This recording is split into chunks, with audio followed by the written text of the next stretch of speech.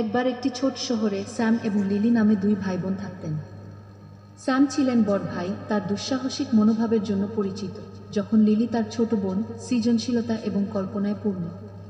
এক রৌদ্রোজ্জ্বল বিকেলে তারা একসাথে একটি গাছের ঘর তৈরি করার সিদ্ধান্ত নিয়েছে।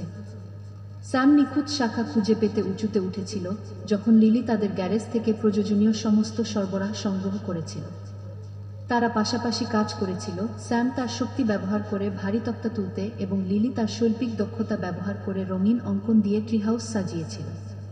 তারা যখন তৈরি করেছিল, তারা গল্পগুলি ভাগ করেছিল এবং হেসেছিল, একটি টাস্ককে একটি মজার অ্যাডভেঞ্চারে পরিণত করেছিল। কিন্তু অর্ধেক পথে তারা একটি সমস্যার সম্মুখীন হয়েছিল, ছাদটি ফিট হবে না। স্যাম হতাশ বোধ করে এবং ভাবল তাদের ছেড়ে দেওয়া উচিত। তার ভাইকে মন খারাপ দেখে লিলি তাকে উৎসাহিত করে বললেন, আমরা একসাথে এটা বের করতে পারি। ফ্রেন্ড সামঞ্জস্য করার চেষ্টা করা যাক। তার উৎসাহের সাথে স্যাম এক ধাপ পিছিয়ে নিয়েছিল এবং পরিস্থিতির পুনর্মূল্যায়ন করেছিল।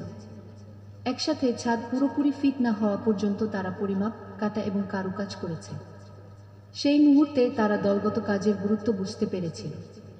দিনের শেষে তাদের ট্রিহাউস লম্বা, তাদের আকার দ্বারা সজ্জিত এবং তাদের কঠোর পরিশ্রমের স্মৃতিতে ভরা।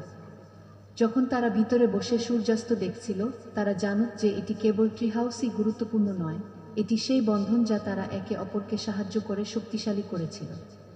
সেই দিন থেকে স্যাম এবং লিলি বুঝতে পেরেছিলেন যে তারা একসাথে কাজ করলে চ্যালেঞ্জগুলি কাটিয়ে উঠতে পারে, এবং তারা সবসময় একে অপরকে সমর্থন করার প্রতিশ্রুতি দিয়েছিল, জীবন যাই হোক না কেন।